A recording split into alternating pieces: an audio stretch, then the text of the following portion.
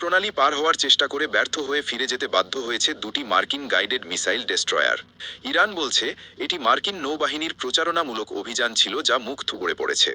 ইরানের রাষ্ট্রীয় সংবাদ মাধ্যম প্রেস টিভির দাবি, ইউএসএস মাইকেল মার্ফি এবং ইউএসএস ফ্র্যাঙ্ক পিটারসন নামের দুটি আর্লে বার্গ শ্রেণীর ডেস্ট্রয়ার পারস্য উপসাগরের মুখে পৌঁছানোর পরই ইরানের কোস্টাল ডিফেন্স সিস্টেম সক্রিয় হয়ে যায়।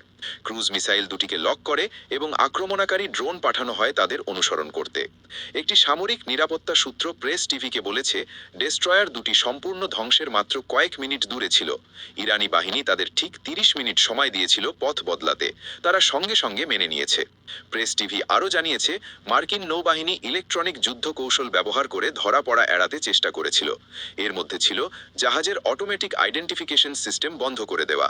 কিন্তু ইরানের রাডার এবং উপকূলীয় পর্যবেক্ষণ ব্যবস্থা পুরো সময় জুড়ে জাহাজগুলোকে ট্র্যাক করতে সক্ষম হয়েছিল। সূত্রটি বলেছে, হরমুজ প্রণালীতে আইআরজিসি নৌবাহিনীর পূর্ণ নজরদারি আছে। এখানে গোপনে অভিযান চালানোর চেষ্টা শুধু নিষ্ক্রিয়ই নয়, বিপজ্জনকভাবে উস্কানিমূলকও। আইআরজিসি মার্কিন ডেস্ট্রয়ারের পিছু হটার একটি ভিডিও প্রকাশ করেছে। উল্লেখ্য, এই ঘটনাটি ইসলামাবাদে ইরান মার্কিন আলোচনার একই সময়ে ঘটেছে বলে ইরান দাবি করছে।